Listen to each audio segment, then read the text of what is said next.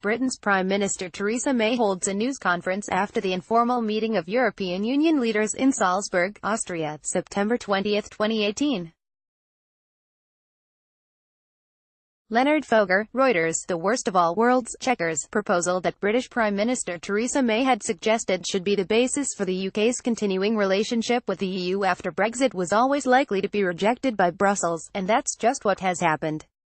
The Financial Times. Theresa May was ambushed by EU leaders at a summit on Thursday, as they warned that her economic plan for Brexit will not work, and gave her 4 weeks to save the exit talks.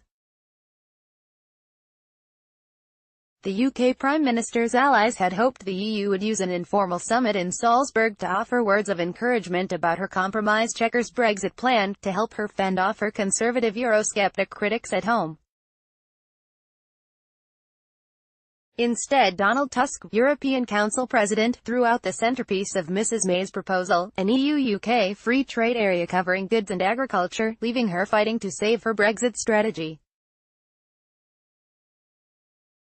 There are positive elements in the Chequers proposal, but the suggested framework for economic cooperation will not work, not least because it risks undermining the single market, Mr. Tusk said.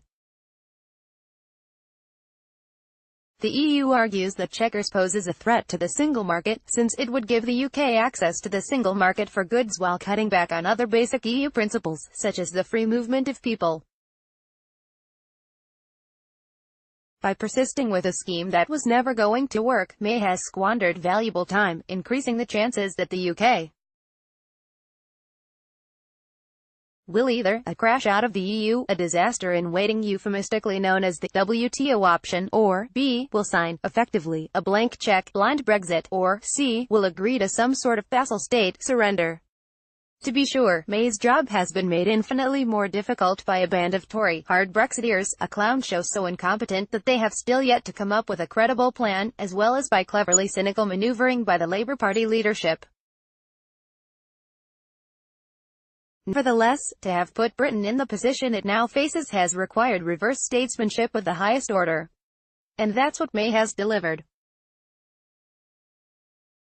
What makes this mess all the more unforgivable is May's refusal to accept a relatively straightforward alternative, remaining in the EU's single market on a basis identical or akin to that enjoyed by non-EU Norway and 2 other countries.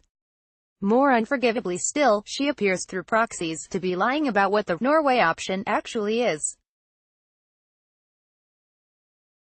Writing in the London Evening Standard, George Trefgarne, who sees Norway as the first stage in a longer withdrawal process, "I'd be happy to stick with just Norway," explains, "telling the truth in politics is, sadly, not as simple as it should be. Political parties regularly exaggerate claims during election campaigns. We raise an eyebrow but we understand. When it comes to Brexit policy, the government is apparently crossing a line. It has launched a social media campaign. Given that we, as taxpayers, are paying for it, this is pretty outrageous, and I write as someone who sympathizes with implementing Brexit rationally." For instance, one video featuring the Prime Minister claims that the deal Norway has with the EU wouldn't deliver Brexit because Norway is in the customs union, and we would have to pay vast sums into the EU. Neither of these points is correct. The untruths about the so-called Norway option are particularly galling because it is an alternative Brexit route which, unlike other plans, already exists and works. We are signatories to the relevant treaty and it delivers Brexit by providing tariff-free access to the single market but also giving back control over our borders, money, laws and, because it is outside the customs union, our trade policy. We could sign our own free trade deals, as Norway has done.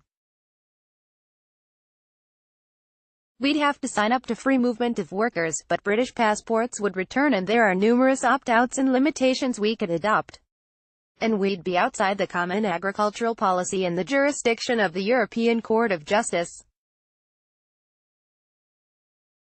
Trefgarne asks why May's government has removed the Norway option from the table and hazards this guess, most likely to create another false narrative, that it is Chequers or no deal. Well, that isn't true. There is a working Brexit Plan B sitting on the shelf, if only the government would admit it.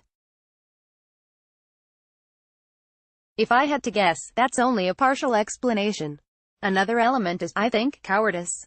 Hamstrung by tricky parliamentary arithmetic, May is unwilling to confront the hard Brexiteers on the right. There's also her lack of political imagination. She appears unable to see how opting for Norway would not only appeal across the bitter Brexit divide, but would also create a crisis within a Labour Party led by hard Brexiteers. They want socialism in one country, but largely supported by Remain voters. Whatever her motive, May now has nothing, and, as a result, sooner or later Britain will have Corbyn. Judge Robert Bork used to tell a prescient and darkly humorous story about watching Clarence Thomas's Senate confirmation hearings, etched in pre-history as the Thomas Hill hearings, in homage to Anita Hill's role as the left's heroic accuser. At the time, Thomas was a judge of the same.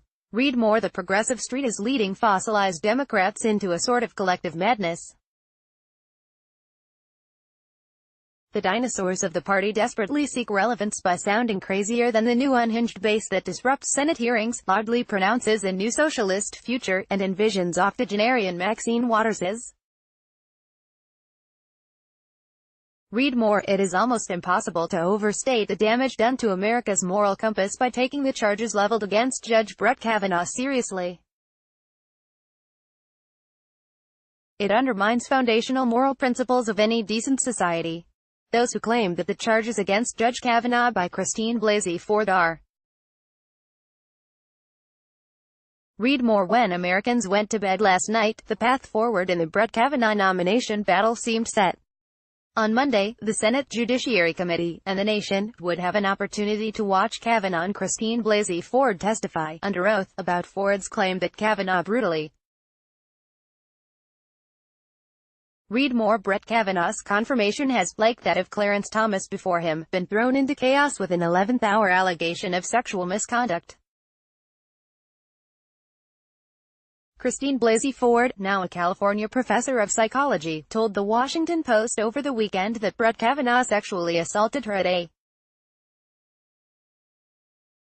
Read more. There are very few things I'm sure of in the latest, and worst, chapter in the Brett Kavanaugh confirmation saga. It's like a choose-your-own-adventure book in which every chapter ends with a thud at the bottom of an old well or the clanking shut of a dungeon door. What if Christine Blasey Ford is? Read more.